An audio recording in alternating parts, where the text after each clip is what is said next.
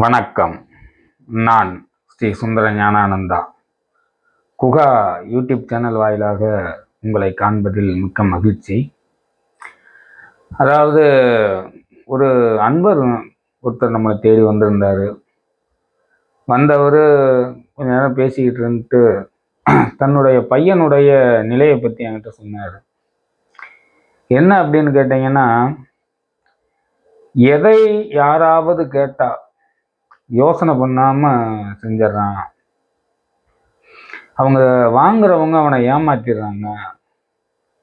இதனாலேயே சென்னையில் வேலை பார்த்துக்கிட்டு இருந்த வேலை மூலியமாக கிடைத்த பணங்களை பூரா அவங்ககிட்ட நம்பி வந்து கேட்டவங்களுக்கு எல்லாத்தையும் கொடுத்துட்டு இன்னைக்கு அந்த இடத்துல வேலை செய்ய முடியாமல் ஊரை விட்டு வந்து இங்கே இருந்துட்டு இருக்கான்.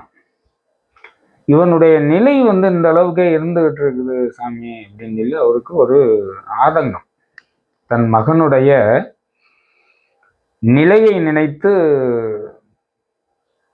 அவருக்கு ஒரு மிகப்பெரிய ஆதங்கம். ஏன்னா இப்படியே போச்சுன்னா அவனுடைய கடைசி காலகட்டம் வரைக்கும் இவனுடைய வாழ்நாள் எப்படி இருக்கும் அப்படிங்கிற மாதிரி அவருக்கு ஒரு மன உளைச்சல்களோடு என்கிட்ட வந்திருந்தாரு.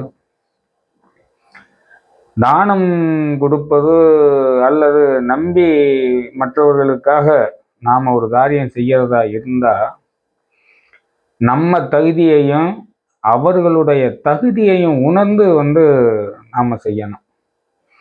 அந்த மாதிரி நம்ம ஏதாவது பண்ணோம்னா தான் இன்னைக்கு இருக்கிற காலகட்டத்தில் ஓட்ட முடியும். அதாவது இந்த பூமியில் மாவலி சக்கரவர்த்தின்னு சொல்லி மகாபலி சக்கரவர்த்தின்னு சொல்லி ஒரு மன்னன் இருந்தான். அவனை பார்க்க போனீங்கன்னா இந்த உலகம் முழுவதையும் தன்னுடைய கட்டுக்குள்ள கொண்டு வரக்கூடிய ஒரு அசூர சக்கரவர்த்தி. ஆனா நியாயம் நீதி நேர்மைக்கு தயங்காத ஒரு நிலை எடுக்கக்கூடிய நபர். பூரா பார்த்தீங்கன்னா ஒவ்வொரு நாடா வென்று கொண்டு வந்துகிட்டு இருக்கான்.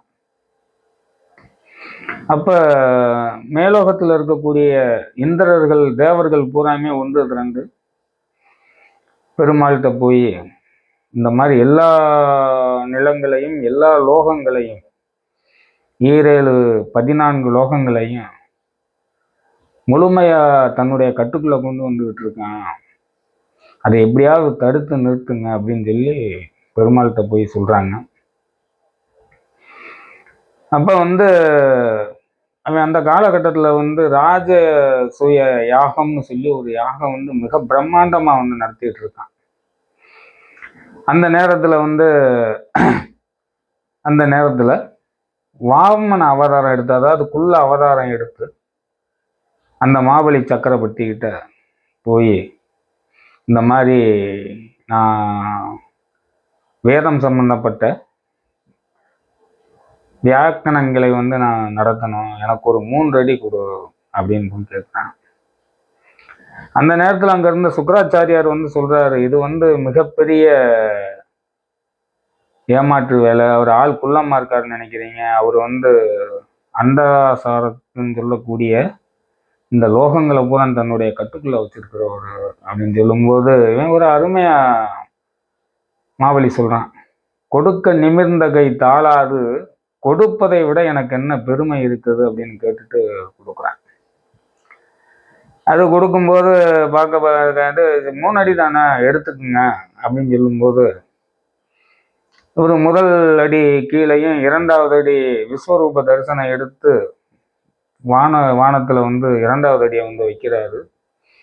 3வது அடி அவனால கொடுக்க முடியாதனால குனிஞ்சு தன்னுடைய தலையை கொடுக்கும்போது அவர் அந்த பூமிக்குள்ள அந்த மாவலியை உள்ள அப்படியே இறக்கிறார்.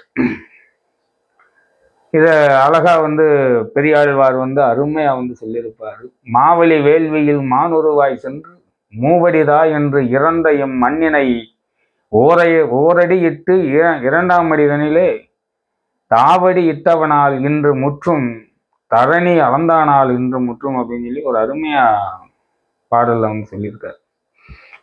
அதனால நம்ம கொடுக்கக்கூடிய தகுதி நம்மளுக்கு இருக்கா அப்படின்னு பார்க்கணும். நம்ம செய்யறது ஒன்றும் பெரிய விஷயம் கிடையாது. அதான் இயலாதவருக்கு நம்ம கொடுக்கறது வந்து மிக மிக அவசியம்.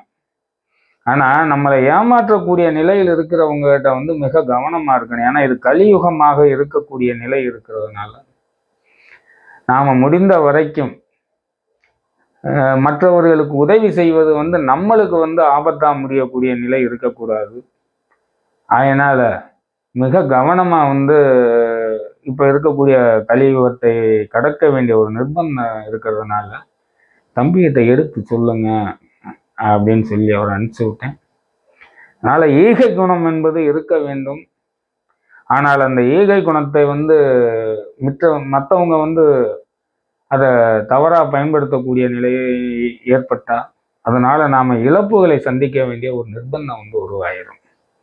நன்றி, வணக்கம்.